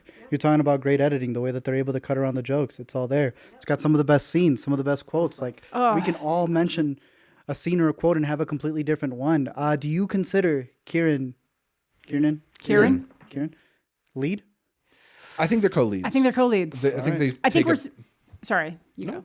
I think they take a very similar amount of screen time. I think we're seeing it through Eisenberg, which makes sense. It's his script. He's writing himself as himself. Sometimes when a film has two leads of the same gender, it's like if they weren't, it'd be like, oh well, he's best lead and she's best actress. But like they both are, you know, equally important to the narrative. I think so. Okay, that's fair. But I could definitely see him getting nominated for supporting. I have them both as leads right now. I was just saying, if we had them as supporting, then we're splitting a piece for each right there. You have all these movies that are about pretty much these people's lives, the filmmakers' lives, and they'll make like a documentary, maybe half and half. They won't really know what they're doing. The way he went in on this was beautiful. There are so many things that we mentioned in a longer video about how he made this so personal. It's deeper than a documentary at that point. The fact that he has no score, but what he replaces it with makes it even more beautiful. I think this fires on all cylinders on it being important, on it having a beautiful message. I had Exhibiting Forgiveness. This is doing that in a much more lighthearted way. But then also coming in with the gut punches. Coming in with a gun punch, showing you that the people who are right can be wrong and the people who are wrong can be right. Like, this is covering so many bases to the point that one of my favorite aspects of the movie is how it's telling you to think of the generations that came before you, you know, twice ago. Then think of your parents and think about what you're suffering with at that point. And to me, any praise that I gave the other 9 movies in here, I can give to this. That's how profound I think he was with this movie. He's been working for years in the industry, and it is an incredible feat to see someone who truly cares about the craft, you know, because this is the second, but this is his maestro. And I want to see him make way more of these movies where he has something to freaking say than anything else. And that is a real pain to me. I felt every emotion down to that final shot. Oh, absolutely. It is my favorite movie of the festival, and I can't wait to talk about it until the end of the year. Absolutely. If It's What's Inside was this year's Talk to Me, is the kind of like viral fun horror hit. This is, I think, this year's Past Lives, and I don't know if it'll For many? Maybe. I don't know if it's going to have the same ride that Past Lives has. It doesn't have to, but being able to push it a lot better than the people who always give us, Portrait, the slow movie, Past Lives, and then 2 months later they watch and they go, it was fire. Get into Letterboxd right there. This from the jump will finally be like, I don't know, every 2 years we can give them the pretentious pick that they think. We're back on that rebound year of, I can say this to anybody and they're going to be like, please give me more picks, because that was everything that I didn't know I should be looking out for. I do think some people might have an issue with the ending, because I think some people like little nice bows wrapped on things. Well, but it needed this. And this ending, the ending is what makes it gutsy. It's another ending. It's like a Talk to Me. Those people are Jesse in this movie. It's like a La La Land. That it's like the ending where you're like, that is not where I expected it to necessarily end. I thought we were setting up for something different, and then we are left with that look on someone's face. Yeah. And I like the commitment. I like the courage to committing to that, because either it is true or it's just the truth he feels. I love it. And that's a huge part of the movie. Yeah. So yeah, another Sundance hit that's an incredibly personal drama that I think will resonate beyond the people who feel a personal connection to it. 100%. So yeah, going back through my top 10, I had Between the Temples at number 10, In a Violent Nature at number 9, Sasquatch Sunset at number 8, Presence at number 7, A Different Man at number 6, Will and Harper at number 5, Didi at number 4, Daughters at number 3, It's What's Inside at number 2, and A Real Pain as my number 1 film of 2024 Sundance Film Festival. Amanda, you got your top 10? I do. So my top 10, in the 10 spot, I went with Freaky Tales. And number 9, I went with Black Box Diaries. Number 7, I went with, that's 8, I went with A Different Man. Number 7, I went with Didi. Number 6, I went with Thelma.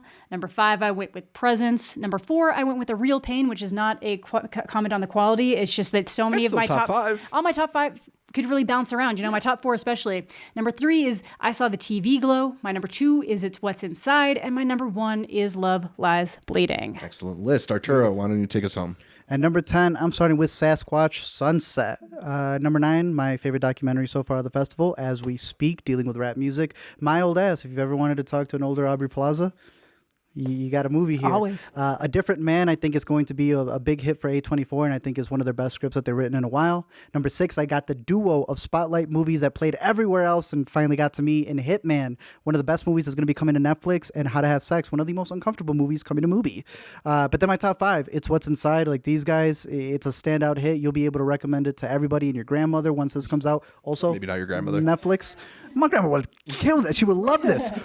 4, Exhibiting Forgiveness, which I'm not sure if it got picked up, but Yeah, this is a movie that really gets into the idea of generational trauma and how to exhibit that in your art. Didi, one of the best throwbacks. This is exactly what we need when we're talking about nostalgia, using that as the period piece for a child who's growing up in that era, and it knocks it out of the park. I'm so glad it delivered. I hope he wins an Oscar in a couple of months, but Didi is a standout comedy drama in my number 3 spot. And number 2, I saw The TV Glow. For those who hate it, in a couple of years, give it another chance. I think it's going to resonate with a lot of people. This is that movie that feels more than a movie. It feels like a statement. And this is A24's biggest hit so far this year. And they've got, the most expensive movie with Civil War coming out. People have been saying 2025 is the year. 2024 is going to be crazy. And it's because of the picks that we have here, including my number 1, A Real Pain. One of the standout ones that got picked up by Searchlight Pictures, yes. which we think means it should get a run later this year, hopefully. However you see it, because it's going to be one of the must-watch picks of this year. All right, so those are some of the best movies to play at the 2024 Sundance Film Festival. We are wrapping up our coverage. We're tired. Got to figure out some food options. Got to go see Freaky Tales. Watch another movie. Yeah, y'all got another movie. By the time you see this, we'll all have left Utah anyway. So. Yeah. Oh, I was almost dicey for me. Yeah, hopefully we'll all have left Utah. Will have left Utah. I'm gonna hide in the back of your trunk. We're gonna go see Argyle. It's gonna be great. I'm pumped. I'm ready. Any final thoughts on this year's festival before we do our other recordings? Shout out to all the inner cuties, all the Jedi. I don't know what you call them, Jedi. Padawans. Well, Padawans. Yeah. All the Padawans who are out there using lightsabers. Mostly okayers, you know. Mostly okayers out there. Be it virtually, be it here at the fest. It's always the best part, talking movies with everybody. I mean, we have our group, and it's been cool seeing other people's groups build, be it at home. This year they actually pushed having your watch parties at home, which I thought was cool. So, hey, I hope they continue the virtual. Yeah. I hope they continue with the really good selections. And unlike what Zach was saying, I hope these festivals don't die anytime soon. Yeah, no, it's... I have had a very pessimistic Sundance. You were just watching how we get less things every year, and we're in the bag. It's like, Man what's in the starts bag? watching more horrors, and all of a sudden, it's the last he's Sundance. getting I don't know. down. I've just been spouting doom and gloom for most of the past week, but it's still fun to be here. It's very fun to be I just here. want it to continue. Yeah, no, and it's been really fun. My first screening, that Ghostlight screening, in the waitlist line, someone said they were only here because of my videos, and that's a really cool thing. And just You hear that, Sundance? Yeah, you hear that, Sundance? Sundance You hear is sitting that? in a room going, damn it. Damn it. We gotta let him back in. Multiple people have come up to me saying that, and other people being like, I've only bought tickets because I've watched your guys' coverage or I watched your videos, and it's Take just Bobby, let him know. yeah, and it's Mr. Redford. I should, but yeah, no, it's just really nice, even just from a personal level, to know that you can have that kind of effect on someone. Yeah. It's always nice to meet you Bro, guys. to have started everyone was Working chill. Pass. Started in Working Pass. The worst possible thing to be in. This year would have sucked with the Working Pass. Years, us paying out of pocket as well. We still pay a lot. I still still bought pay a out of lot of pocket, tickets this but, year. I bought 3 Love Lies Bleeding tickets trying to get that premiere. That's another. Trying to get down to that premiere. I bought 3. Man, she got tickets for March 3rd. When does it come out? I was proud of myself. I didn't buy a single ticket this year, and I still got to see Not everything I one? wanted to see. Not one. Nice. I didn't need to, but it happened. Yeah. So thanks I'm Sundance anxious. for letting us in. But yeah, I think that's most of what we want to talk about in this top 10 video. So you can catch more from me at Zshevich on different social media platforms, or at Multiplex Show for videos on YouTube and TikTok. There you go. I forgot. What's the platform? Arturo, what about you? You can find me in my new Acura Mobile driving back home. Shout out to Thanks for the Acura. Sundance. Thanks, Sundance. You can find me at LME Movies on all social media, Letterboxd, Twitter, Facebook, all that good stuff, on YouTube, or every week here on the Intercut podcast. And Amanda? You can find me all over the place at Amanda the Jedi.